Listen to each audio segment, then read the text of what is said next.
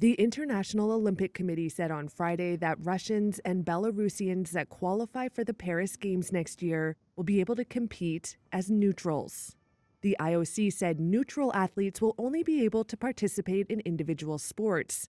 Teams won't be allowed, and neither will flags, emblems, or anthems. Athletes who actively support the war in Ukraine or are contracted to the Russian or Belarusian military are not eligible.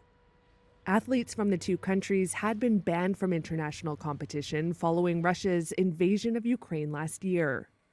In March, the IOC handed down a set of recommendations for individual sports federations to allow competitors from the two countries to return.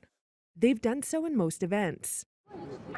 But athletics is the biggest sport of the Games, and World Athletics President Sebastian Coe says his federation isn't budging. No, you may well see some neutral athletes from Russia and Belarus in Paris. They just won't be in athletics. We have a fixed position. That position hasn't altered.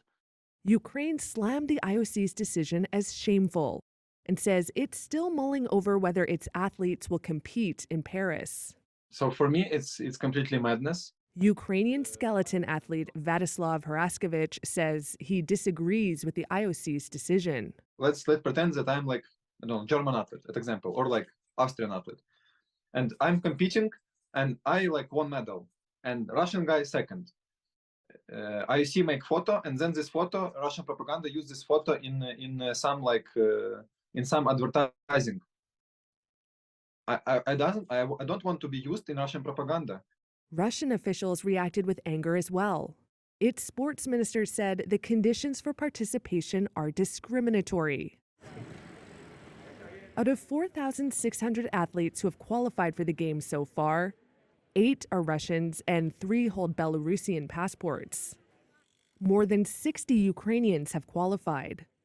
The IOC also said no government or state officials from Russia or Belarus will be invited or accredited for next year's Games. But athletes, it says, should not be punished for the actions of their governments.